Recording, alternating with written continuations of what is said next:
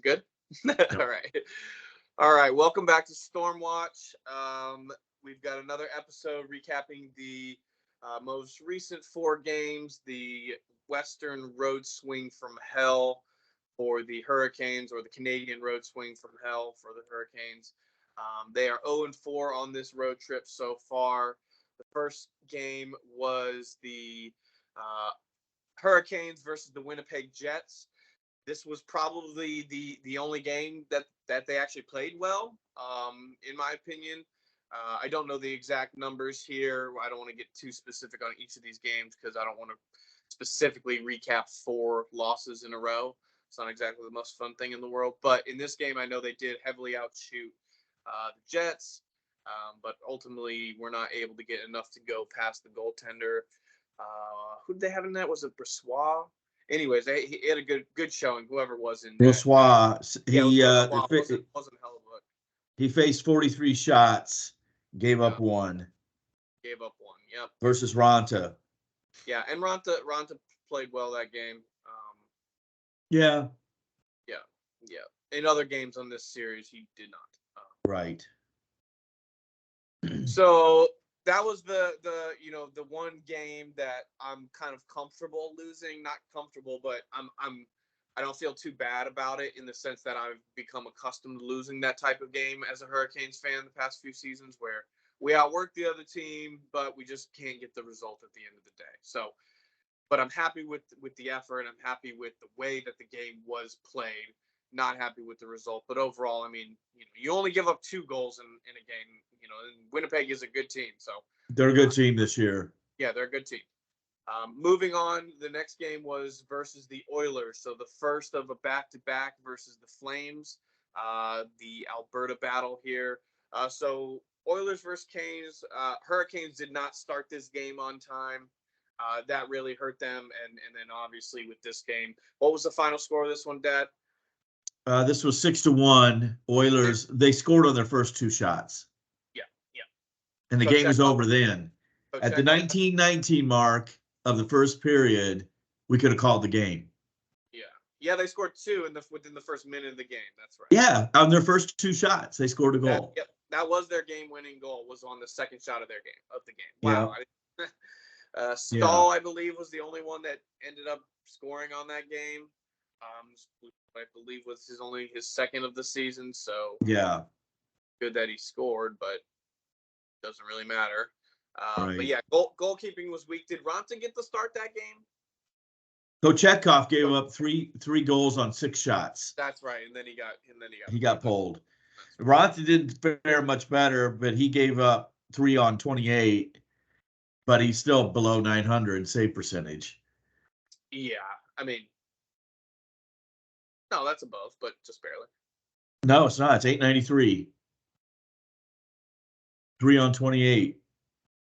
It's 3 on 28. I'm sorry, I thought you said 28 saves. Yeah. Oh, no. Correct. My bad. Yeah. So obviously that was a big issue that game, but even still, the Hurricanes didn't show up on time. The first 2, just bit them in the butt. And again, you got to score more than 1 goal a game to beat anyone in this league. So not a good game, especially against a team that can bite you if you don't show up on time like the Hurricanes. And Skinner had a good game. Skinner gave up 1 goal on 39 shots. Again, but was he tested with any real measure? Is it, or we no? Because I've got here, yes, every time that there's a goaltending issue, in a game like that, it obviously brings up the goaltending issue. It's evident, but the counterpoint is always going to be you got to score more than 1 goal. Okay, it doesn't matter. You can right.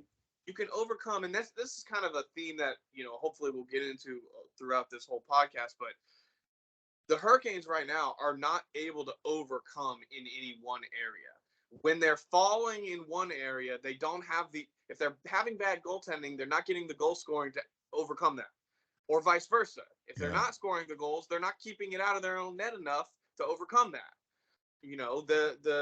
The stars are not bailing them out at the end of the day when they need to be stars, right? They're the top paid players. Aho, Jarvis, Turbo, KK, this whole road trip, 4 games, not a single one of them has 1 point. Okay, that's Right. terrible. And Yeah. okay, so let's go back to we'll talk about the next game, which was the Flames again. So this was a back-to-back. The Hurricanes hopped up to a 2-0 lead in the first period, but then gave up 3 goals consecutively in the third. So Svechnikov was a late scratch. He hasn't played since. Right, which is worrisome. I think I heard that he's getting an MRI, so that's not good. Is it a shoulder? He's had shoulder issues in the past. I don't know. I'm just assuming it's related to his knee, but that's just me. No, it's called Tripp set his upper body. Okay, well that's fine. But still, yeah, I mean that's not good. At the end of this game, I think you could really see that the grind of the road and especially the back-to-back was getting to us. Like in the third period, I just felt we just were out of gas, or maybe it was a lack of effort, but it looked to me like the guys were just tired. So again, it's a tough road swing, and you can make excuses about maybe that is the game of this road swing, that you're okay losing considering it is a back-to-back. And they didn't play terribly this game. They certainly didn't play well enough to win, but compared to maybe the game versus the Oilers, I think it was a fairly even match, I guess is what I'm trying to say. That being said, they still lost the game, and they lost the 2 prior to that. So then you hope you can come back and beat Vancouver, but that's a tall task because Vancouver is clearly the best out of all of these teams that we're talking about. You play them 4th on this road trip. What was the final score of that game? Was 3-2. 3-2. Yeah, that's 3-2. So there's something interesting. Let's go to the next game, then I'll circle back to what I've just found kind of interesting looking at the box scores. Sorry, I was moving on to the next game. Vancouver. What was the score of that one? 4-3. 4-3. That's right. Yeah. I knew it was a close one. Yeah, Vancouver looked like a really good team. That was my biggest takeaway. It was the first time watching them for a whole game. They look like a good team. We didn't look like a good team, but they weren't expected to be, but they're playing really well. They look like a pretty well-oiled machine, particularly on the power play. They were snapping it around pretty well out there. I'm surprised they didn't actually get more on the power play.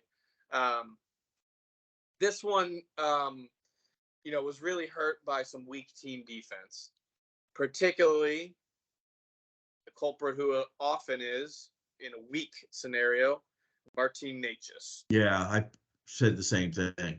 In my notes, there's one that's obviously there's a guy, there's a pass comes from below the goal line, across the crease. Necas, he's there. He's right there. He just doesn't realize there's an offensive player right next to him.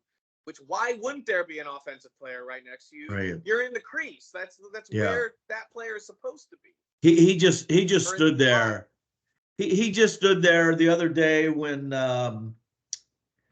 Patterson had 2 assists in that game, and I think Necas was the weak link in each of those.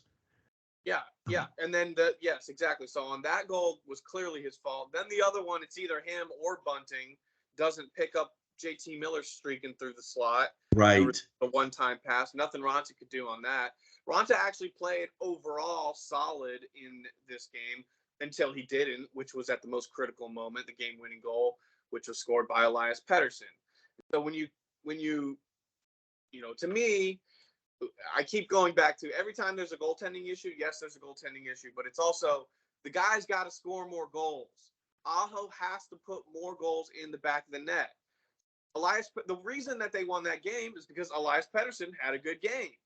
If Aho can have a good game, and then Steph Mason can be your second best player instead of your first best player, what the hell's going on with that? Yeah. Then you have a shot at winning the game, no matter how bad the goaltending is. But you can't have all of these things happening at once. Like, something has to get better. And that's why it's so frustrating, and I'm ranting, and I was hoping that this could be concise, but it's only going to be a rant from here on out. Because we had some optimism a couple weeks ago. I posed the question, are the Carolina Hurricanes a good hockey team, right? That was like two weeks ago on the podcast. And you said, yes, we're a good hockey team. And I made the point, sure, maybe we're a good team, but we're certainly not playing like it. And I went into the stats as to why that is. Yeah. Now, I'm asking you the same question again. Are the Carolina Hurricanes a good hockey team?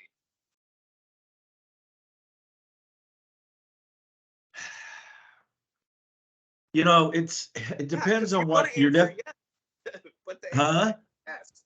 No, I can see why you don't think they are, and it may be that they're not a good hockey team this year for whatever reason, but they can be a good team.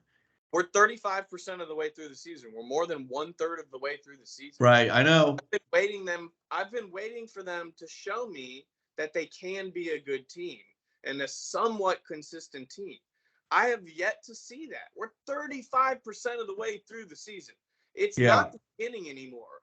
We're in the thick of it, okay? It's only gonna, like, you got to make changes now. They got to get better now. They are not in a playoff position now. If this continues, they will not make the playoffs. It's very serious. No, it's understood. They're out of the playoff picture right now. So things are going to change around. Does that define whether they're a good team or not making the playoffs? Yes. I guess, okay. So anyone who doesn't make half the teams are in the playoffs, half the teams are out of the playoffs. If you want to argue that the bubble teams maybe should have got in but didn't get in, and they're equally as good as those that did get in, fuck all that noise. Let's get to who's good. The good teams are the top third. Okay. So so you're asking me in a roundabout way, are they going to be a playoff team? Because if that's your definition of what's I think that's a bare minimum from this team. Remember the last 2 years, the goal was now, hey, we've made the playoffs a couple years ago. The goal is no longer making the playoffs, which it was 5 years ago, okay? We got in again. The goal is no longer making the playoffs. The goal is to take the next level, which is the Stanley Cup, or at least the Eastern Conference Finals, win that and get to the Stanley Cup Finals. Yeah. Yes, I'm asking, will we make the playoffs this year? What do you think? I think we will. Okay, I think we will too. I fucking hope we will. But it's really, really, really at the critical moment here, and it's got to start getting better. We've had 4 losses in a row. They're all on the road. It's tough to win on the road. Our record on the road is abysmal. Our home record is way better. That's the only reason why we still have the record that we have. But So John, I think I looked at the other day. The Hurricanes have played more away games than any other team in the league. Okay. This Canadian road trip, when we met last week, this is exactly what I was worried about. There's 3 of these teams that could potentially be playoff teams.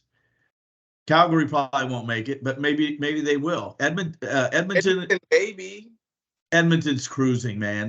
They've won like 5 straight. They have. You saw that team. There's no one's going to stop the way they played the other night. Nobody. There was nobody going to stop the Edmonton Oilers the other night. If you don't give up 2 goals in the first minute of the game, maybe you have a chance. Maybe. Yeah, but, I mean, if Kochetkov doesn't let up 3 on 6, you have a chance. Yeah, then you only lose by 2 points. It's not like they're amazing all of a sudden. I was at the game where they played us at PNC, and they didn't look good at all. And this was after they had fired their new coach and already had a couple wins in a row. That being said, yes, they're a dangerous team. They may make the playoffs.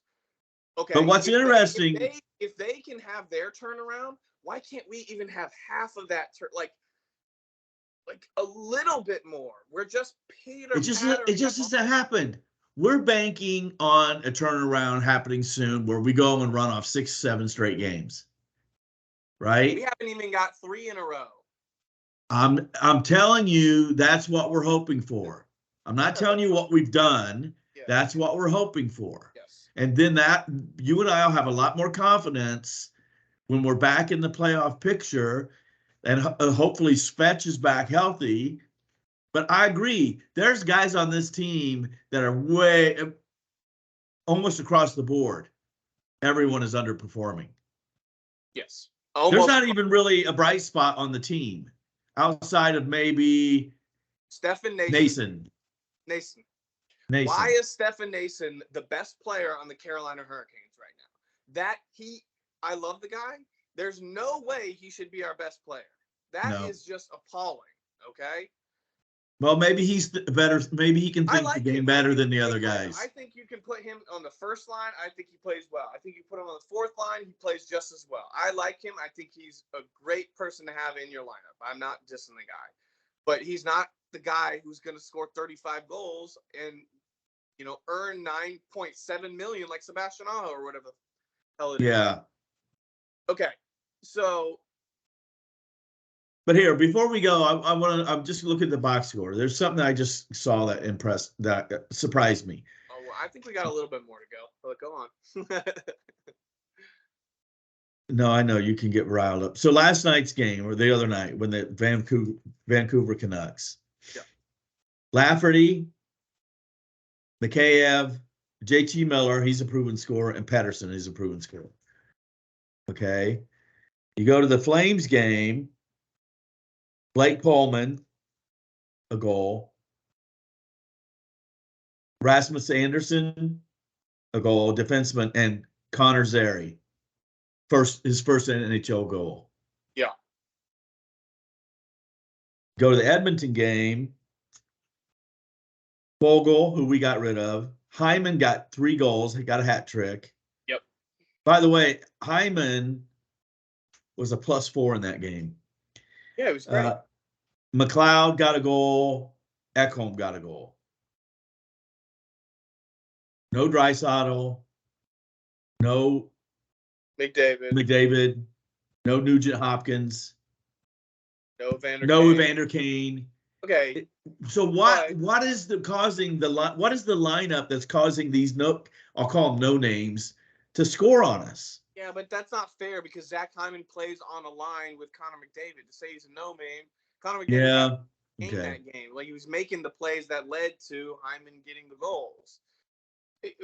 I think what I would take away from what you just said there is that rather than saying that the no names are the ones that are getting it done, is that yes, and particularly maybe in that Flames game, it is kind of the no names getting it done.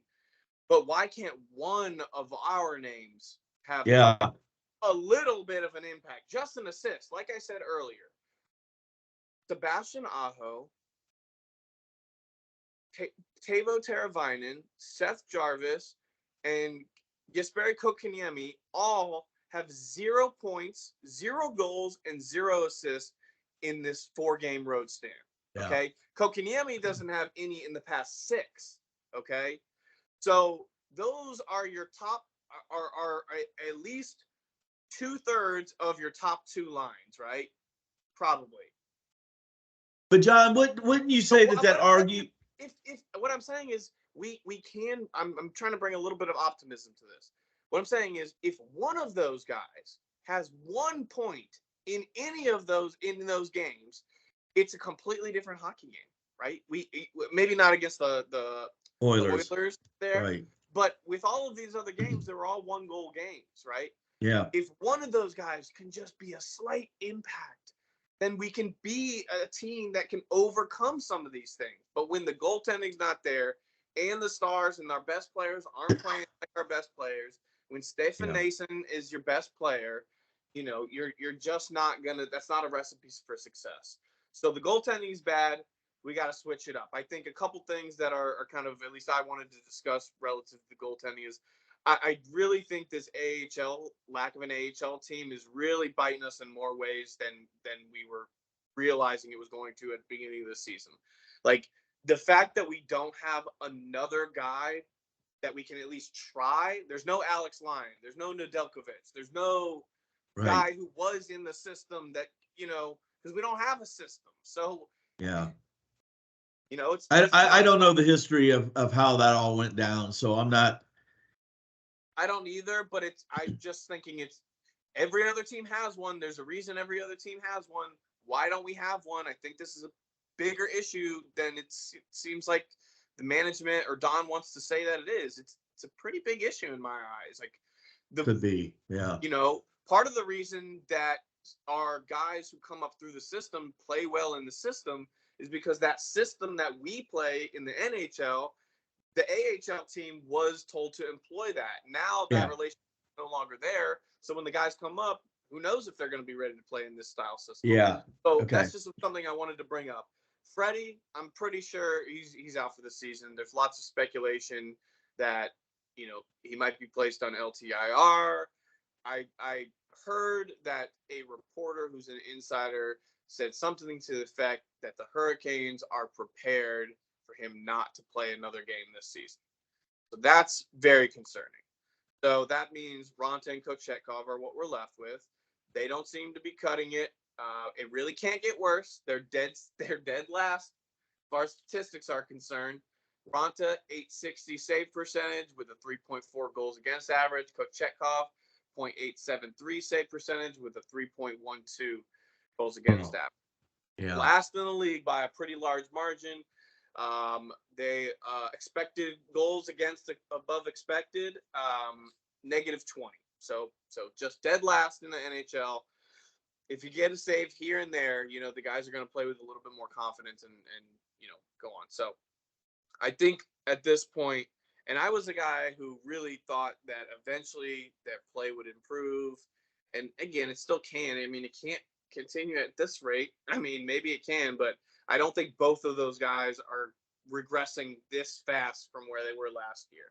You know, Ronta's getting old. Maybe we're seeing some regression out of him, but you know, the numbers are really, really bad. Is my point. Well, first of all, those guys never were ever anywhere close to being what we would call elite goaltenders. So no, but we were hopeful Kochetkov might be. We were, and I'm still kind of hopeful. I think he needs to be in the net all the time and just rest. Just the season is at such a point where let's just see if he can do it. I don't think you're ready to throw in the towel that early on something that's that unproven. Who's got the best stats? I think you go out and get someone who does have better. Okay, so that's a good point, and that's exactly where I was wanting to talk about as well. Yeah, and there's not a because I was never a fan of this duo of Anderson and Ronta. Well, you know, and here's the thing: when they got them, I was not a fan of it either. But you have to remember, they won the Jennings Award two seasons ago for best duo in the NHL, and then goals against. We re-signed them again. So it's like, you know, when you look at it from a business perspective, I think I think you make that same decision again. Like, you know, in my opinion, but yeah, I know, but it's hard to pull. Obviously, everything's in hindsight, but it's hard to pull goalies away from other teams, and that, you know, that's why we're stuck in the situation we are now. And there's really not a huge market right now for goalies, right? So there's a couple guys out there. My biggest eye would be on John Gibson. The Ducks are struggling. They had a hot start, but it looks like they're probably not going to make the playoffs. I think he's consistent enough. I think he's the guy who you get who's the most his level of consistency and what he's going to give you every night. You know where that's at, and he can still steal you a game every now and then. But his floor is significantly higher than Ronta's floor or Kochetkov's floor. Okay, his ceiling may not be the highest, but his floor is at a level where if we can get him at that level and then get one of these four guys that I mentioned, Turbo, Jarvis, Aho, Kotkaniemi, one of them to get a point, then I think we can win some games.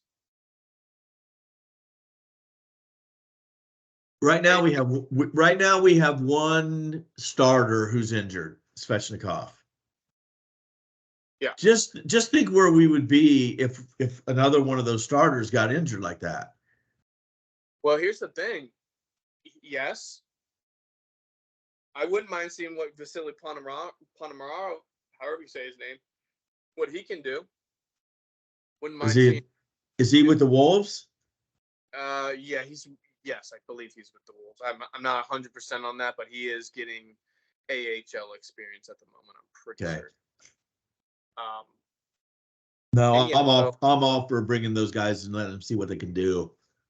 Yeah, I mean, ideally, you're in a position where you can risk some of that. But we're in a position where you got to win. And I think that's part of the reason why Rod is hesitant to bench guys like Natchez when he makes a stupid freaking defensive error over and over. It's because he knows he needs skill to win the games. He knows he needs someone to put in the back of the net.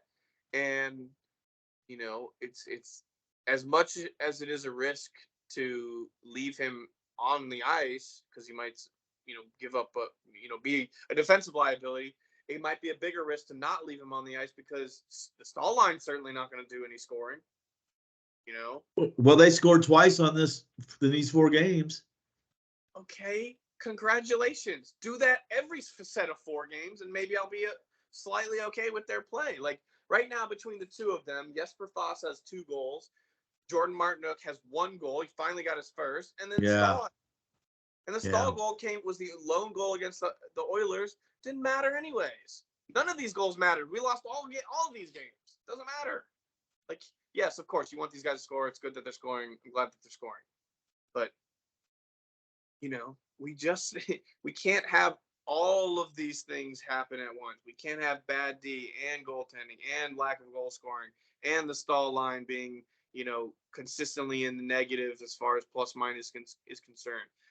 The Nason Drury line, Nason was a +2 on this 4 game stand. Drury was even. Who was the winger on that line? They've been Bunting, I guess, has been back there.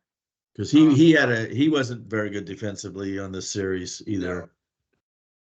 No, and I didn't look up him, but I know, like I said. Oh, Lemieux probably was playing on that line. Oh, Lemieux definitely was definitely playing on that line. Yep. Yeah, he was. I think the last 2 games. Yeah. Okay, so get this. Right now, pull up the standings there. So the Hurricanes are 6th in the Metro, right? And 11th in the East. Is that correct? Hurricanes are.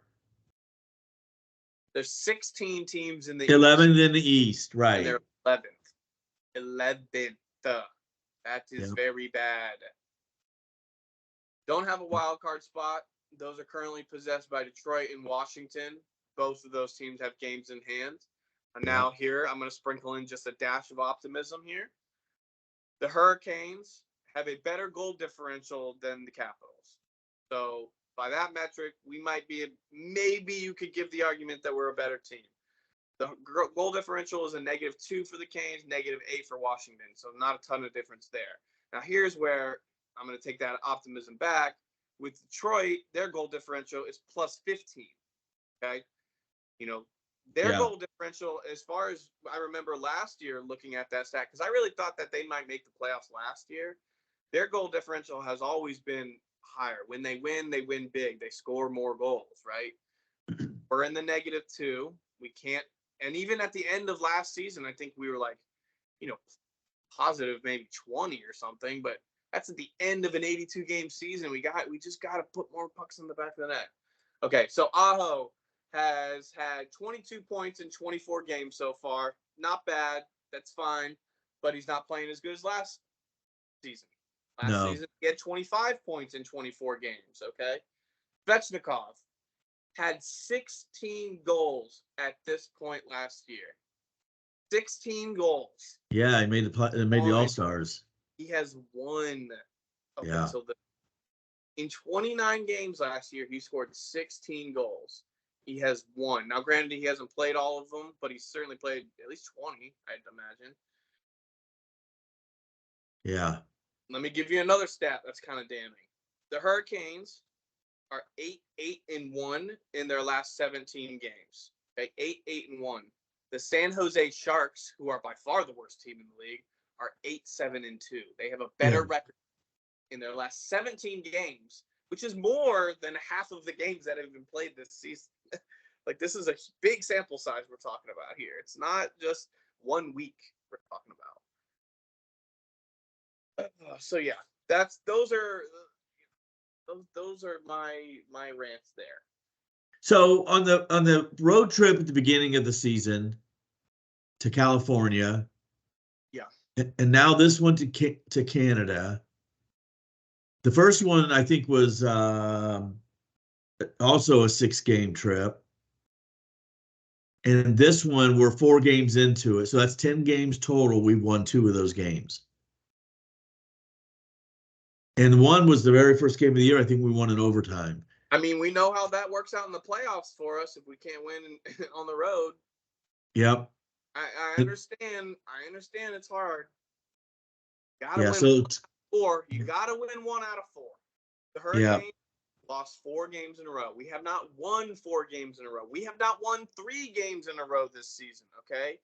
I'm struggling to find the optimism and say, yes, I believe that we have the tools in place to turn this season around. I'm really hoping someone can give me some optimism, but I just don't see it yet.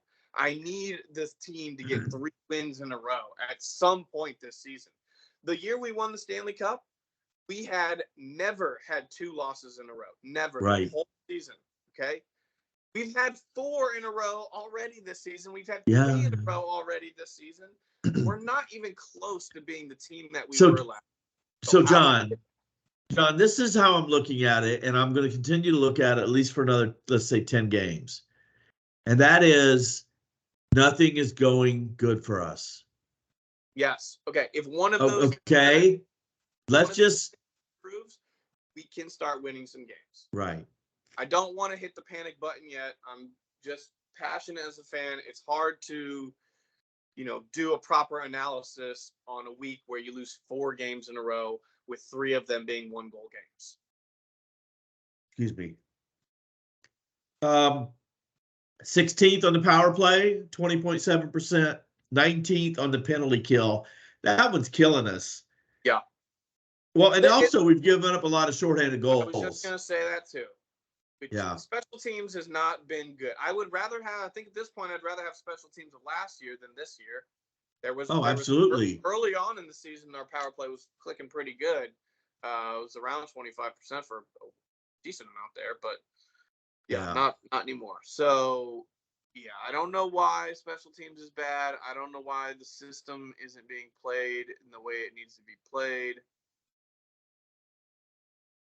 But I do know that no one is performing up to their level. Right. If one of these components can start being better, or if all of them can get a little bit better, then we can at least start winning some games, get into a playoff position.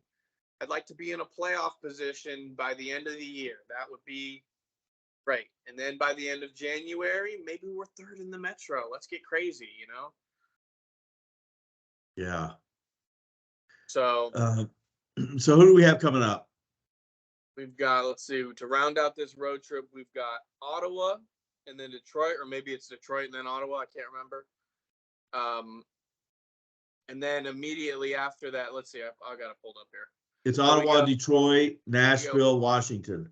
Ottawa, Detroit, and then immediately we come home, and that's a home game in Nashville. Again, that's a back-to-back. That's going to be a tough, this is another tough week ahead.